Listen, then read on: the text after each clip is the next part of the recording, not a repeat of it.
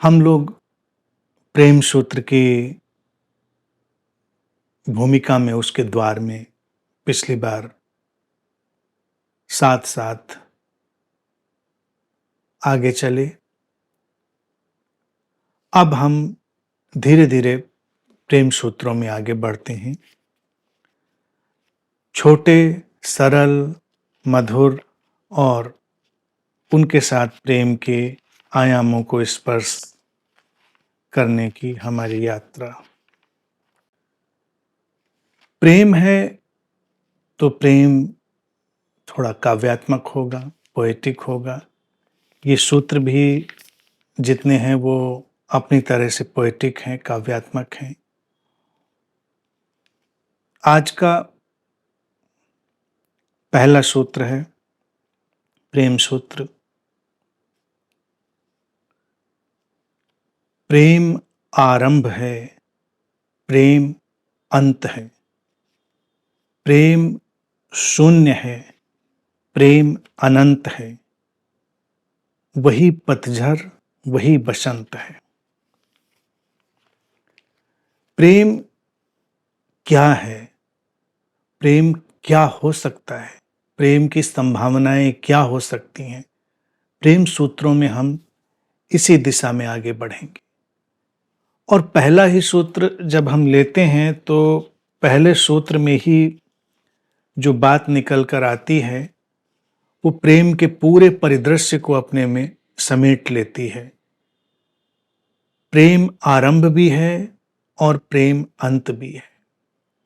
जैसे हमने कहा कि अस्तित्व की इस लीला में ये 5 तत्वों की काया जब सक्रिय होती है तो प्रेम के संस्पर्श से वो प्रेम प्रारंभ बन गया। और प्रेम ही जीवन की यात्रा में हमें आगे ले जाता है और प्रेम ही हमको विलीन होने में सहायता भी देता है।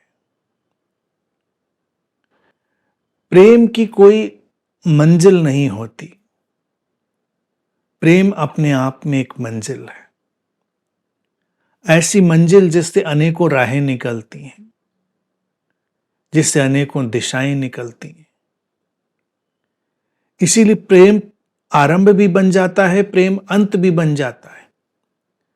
अन्यथा हम कुछ आरंभ करते हैं और अंत की तलाश करते हैं।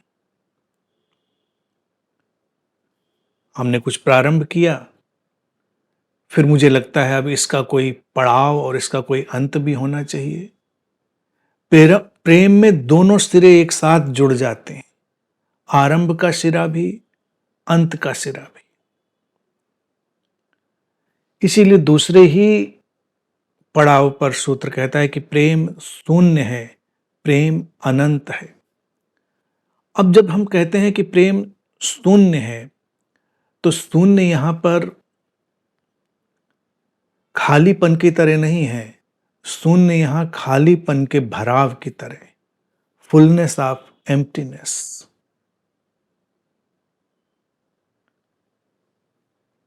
प्रेम का अपना एक भराव है, इसीलिए वो शून्य है। उसका कोई रंग नहीं है, उसमें सारे रंग हम डाल देते हैं। और प्रेम की जो घटना है, प्रेम का जो आयाम है, वो हमको इस बात की स्वतंत्रता भी देता है कि हम सारे रंग उसमें डाल लें। हम प्रेम में अपना मनचाहा रंग भी जोड़ दें, हम प्रेम में अपनी कल्पना का रंग जोड़ दें, हम उसकी शून्यता को जैसे चाहें वैसे भर लें। और वो शून्यता है अनंत संभावनाओं से भरी हुई। अब अभी प्रेम जब आरंभ और अंत एक साथ था, इसीलिए वो अनंत हो जाता है, न समाप्त होने वाली घटना, कभी न मिटने वाली घटना। प्रेम संबंध की तरह तो बनता है और मिट जाता है, क्योंकि संबंध प्रेम की शाख पर, प्रेम के वृक्ष की शाख पर खिले हुए फूल की तरह होते हैं। तो फूल तो खिलते हैं और बिखरते हैं। प्रेम उस शाश्वत वृक्ष की तरह है जो रहता है, जो बना रहता है। स्थितियां परिस्थितियां आती हैं, जाती हैं, बदलती हैं। इसीलिए प्रेम पतझड़ भी बनता है और इसीलिए प्रेम बसंत भी बनता है। दोनों का स्वीकार है, जीवन की सारी विपरीतताओं का स्वीकार है। तो इसका अभिप्राय क्या है? इसका अभिप्राय है कि प्रेम परम जीवन है, प्रेम जीवंतता है। तो जीवंतता में जीवन का बनना भी शामिल है, जीवन का मिटना भी शामिल है। जीवंतता में किसी कोपल का शाख पर उगना और आगे बढ़ना भी शामिल है और फिर उसका झड़ जाना भी शामिल है। कोपलें बनती हैं, उगती हैं, पत्तियां आगे बढ़ती हैं, बिखर जाती हैं, फिर नई कोपलें आती हैं। प्रेम की यात्रा अनंत है, वो चलती रहती है। अगर हम अभिव्यक्तियों पर ध्यान लाएंगे और अभिव्यक्तियों में बहुत उलझेंगे, तब प्रेम से हमारा रिश्ता थोड़ा कमजोर बनेगा। फिर प्रेम को हमें समझने में भी दिक्कत होगी। और समझना ही जीना है, प्रेम को जीना ही समझना है। प्रेम अपने साथ पतझड़ भी लाएगा, जो कि जीवन के लिए जरूरी है। लेकिन हम तो ऐसा नहीं देखते कि प्रेम पतझड़ लाए, हम तो प्रेम को बसंत से जोड़कर देखते हैं कि प्रेम तो आए तो चारों तरफ एक खिलावट हो, लेकिन जो खिलता है वो खिलता ही उस पृष्ठभूमि पर है जहां पर बिखराव आता है। अगर बिखराव ना हो तो फिर खिलावट भी कितनी प्रासंगिक रह जाएगी और कितनी दूर तक चलेगी। तो बिखराव भी जरूरी है। बस प्रेम की शक्ति यह है कि वो उसको फिर से जोड़ देता है। प्रेम फिर से उसको जोड़ देता है और ये प्रेम की व्यापक दृष्टि का हमारे सामने आना भी है और ये इस चीज का हमारे लिए एक देखने का ढंग भी है कि प्रेम किस तरह से हमारे जीवन में शामिल है। वो स्थितियों परिस्थितियों अभिव्यक्तियों की तरह आता है, लेकिन वस्तुतः तो वो एक अनंतता की तरह आता है। अनंत जो कभी मिटेगा नहीं। हमारे भीतर का वो भाव, हमारे भीतर की जीवन की वो पुकार जो अमिट रहेगी, वही प्रेम है। कैसे हमको पता चलता है कि प्रेम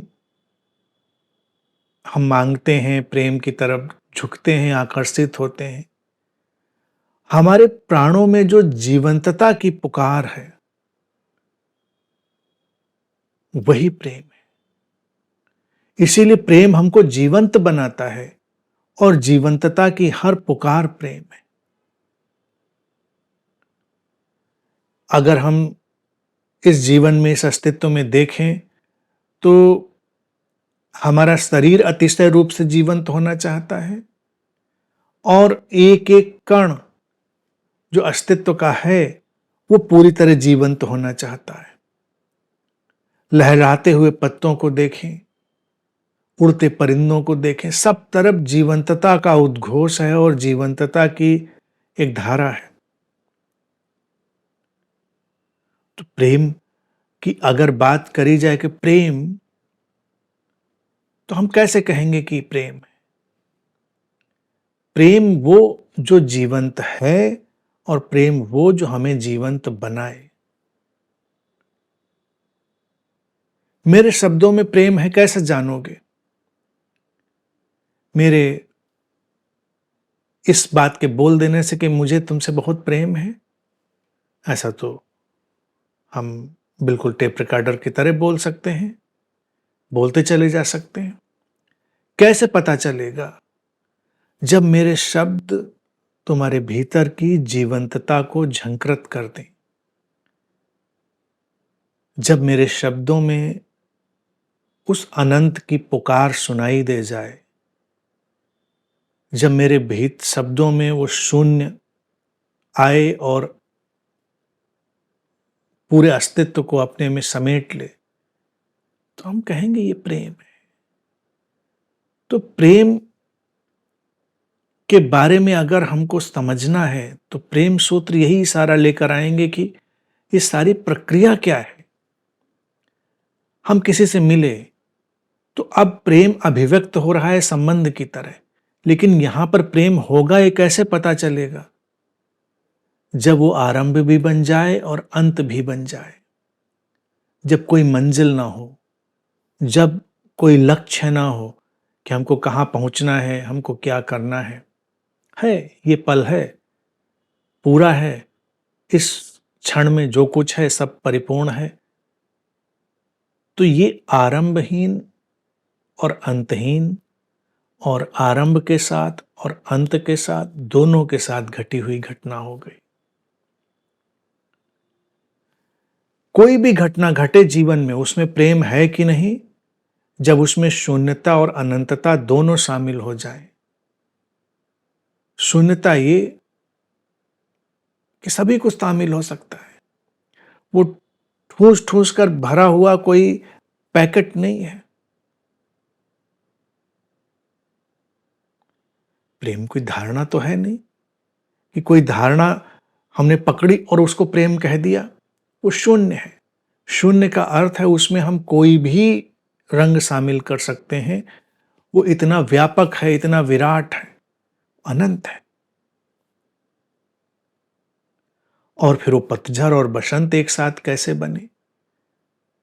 प्रेम का स्पर्श किसी भी दिशा से हो, संबंध के रूप में हो, विचार के रूप में हो, अंतस से उठी किसी तरंग के रूप में हो, उसकी पहचान यही होगी जब हमारे भीतर जो झरने जैसा है वो झर जाए और जो उगने जैसा है उग आए। एक ही झोंके में हमारे भीतर पतझड़ भी आ जाए और एक ही झोंके में हमारे भीतर बसंत भी आ जाए। जिस पीली पत्ती ने पीछे की हरी कोपल को रोक रखा था, वो झांक नहीं रही थी। वो पीली पत्ती सहसा उठे और गिर जाए, छलांग लगाकर दूर चली जाए, तो उस पत्ती का उस पीछे आने वाली कोपल के प्रति प्रेम हुआ। उसने उसके लिए रास्ता छोड़ा, उसके लिए रास्ता खोला। और जो नई कोपल है वो उस झरती हुई पत्ती के प्रति अनुग्रहित हो पाए कि उसने रास्ता खोला, उसको आने का अवसर दिया, उगने का अवसर दिया, तो उसका उगना जो है वो प्रेमपूर्ण हुआ। प्रकृति में अगर हम देखें तो प्रेम का यही नृत्य चल रहा है। कोई रस्साकसी नहीं, कोई प्रतिस्पर्धा नहीं, कुछ पाना या खोना नहीं। हर पुरानी घटना नई घटना को जगह दे देती है। जैसे हमारे शरीर में जीवंतता बनी रहे, इसलिए पुरानी कोशिकाएं हट जाती हैं और नई कोशिकाओं को जगह दे देती हैं, बड़े प्यार से। हमको पता भी नहीं चलता कि ये सब परिवर्तन हो गया। तो प्रेम का पूरा घटनाक्रम ही है कि जब पतझड़ और वसंत जैसी घटनाएं साइमल्टेनियस हो जाएं, एक साथ हो जाएं, और किसी व्यक्ति से भी मिलो, जब लगे कि भीतर कुछ झर गया और भीतर कुछ भर गया, तो प्रेम है। अगर लगे सब कुछ भर ही भर गया है, तो फिर उसके मिटने में ज्यादा देर नहीं लगेगी। इसका मतलब है हमने किन्हीं धारणाओं से ठूस ठूस कर भर लिया है अपने आप को। और अगर लगे सब खाली ही हो गया है, रिक्तता ही रिक्तता है, तो कोई निराशा पकड़ लेगी। लेकिन झरना और भरना दोनों एक साथ हो, रिक्तता, खालीपन और भराव दोनों एक साथ हो, तो प्रेम की घटना होती है। तो इसीलिए सूत्र अपने कम शब्दों में ही कहता है कि प्रेम आरंभ है, प्रेम अंत है, प्रेम शून्य है, प्रेम अनंत है, वही पतझड़, वही बसंत है।